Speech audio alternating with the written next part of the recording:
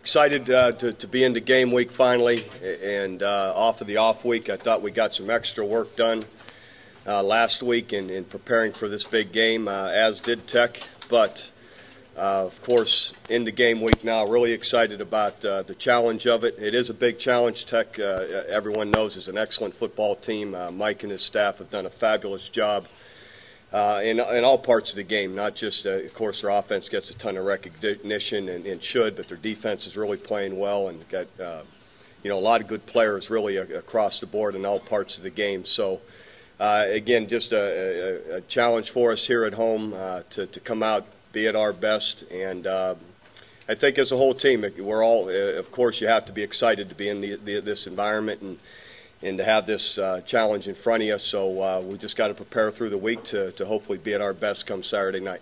Why don't you vote on coaches anymore?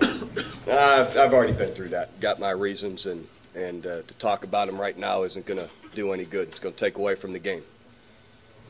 Bob, in the kicking game you had during the week off, did you have some guys throw off? No. The same guys going to kick and everything? Yeah. Same guys, just hopefully they'll be better. Coach, can the crowd have an effect on the visiting team?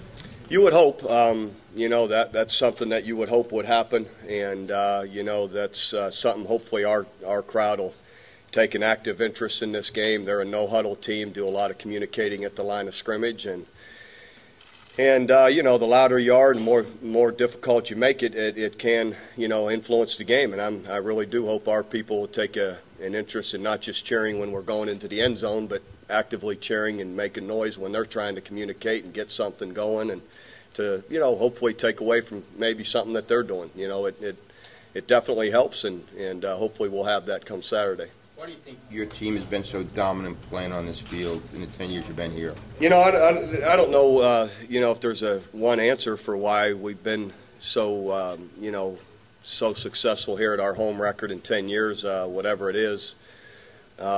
I don't much pay attention to it, but I think maybe just our overall focus and our play overall. I think that's probably the biggest reason. I don't think we've ever been known as a overly ruckus crowd. So so that's what you'd probably attribute it to. How does it compare, like, to Florida? The crowd and the noise is much different. They're much more vocal and interactive and influencing, the game. And as far as being vocal, loud, before you're making a big play, they're loud all the time, when the opposing team's trying to work. Is the 2000 Nebraska game about the only one you can remember where your crowd had a big effect? I don't know. It's hard for me to remember back then what the crowd noise was like. It's not something that you kind of. I guess you do remember. I remember some other games where I couldn't talk to a coach right next to me, but that was somewhere else. But anyway, that's just something, that's, I don't remember 2000, overall. I remember, to a degree, yes, how excited everybody was and how they participated in the game. And Can't remember any game here where you feel like the crowd really was a 12th man or whatever you want to call it? I'm sure there has been. You guys are here at all the games. You can throw them out there.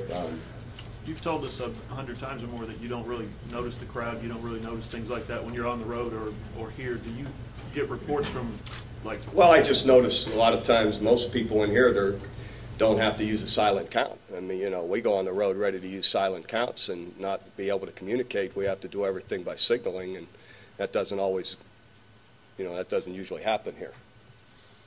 So. Is there any reason why you think Oklahoma fans are quiet? You guys, enough of this. That's you asked me a question about why we, what our record is here, and that's it. So I don't, I'm not sitting here. No other reason than I answered your question. I'll talk about trying to cover Crabtree, and I know they have a great passing game, but his individual play, how does that make it difficult, the pressure he puts on defense? Well, he's just a great athlete. He's a big guy. He's got speed. He's got great hands. He's competitive. He's just one of those special players that you just have to always be aware of, just because of his ability and his competitiveness. He made skies him? Is he easy to find in the offense every Yeah, time? big number 5. You can't miss him. Yeah, so, but they'll move him around some. They have his standard position, but then on occasion they move him around also. Where's Austin Box now from first day that you moved him over to middle linebacker? Quite a bit different, definitely more comfortable, more and more confident, with the snaps he's gotten, and improved. He's made significant progress. Is he going to start at the middle linebacker? Yeah. Talk about the attack defense, if you would, please. Very, for the most part, they're base 4-3, cover 4, make you beat them. They're very sound, disciplined in how they play. Big, strong, physical up front, but disciplined in their structure. They make you, they're not much on giving you a bunch of different wrinkles. They like to play what they, much like offense. They do what they do and they do it well, and force you to execute against it. And but they do a very good job of discipline and playing fundamental good football. Bob, is it true that they basically have just a handful of plays, maybe 8, and then they have variations off of that, or do they do a lot more than people think? There's more than 8 plays, but again, Mike has his grouping of plays that are still his meat and potatoes that he has had forever, and from Kentucky years through here, and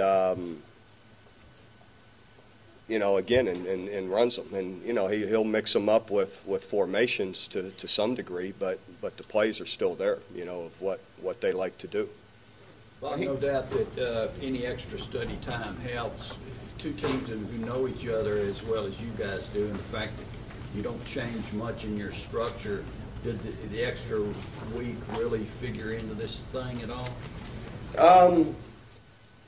To some degree it does, just being more familiar, but they get to be familiar too. So, but I like it. I felt it gives you a chance to really just get more and more familiar with everything that they're doing. And but again, how much that does that outweigh what how they feel? So in the end, it's it's a good thing. What injuries did you get healed enough to go from maybe not playing to playing, and then the role also of your 2 defensive ends, 2 of your top 4 apparently not going to be playing against this offense? Right. The only guy still is Brody Eldridge is back and practiced yesterday, so that's a positive. What about 2 of the defensive ends being out? The impact, though, of trying to get back to the quarterback regularly?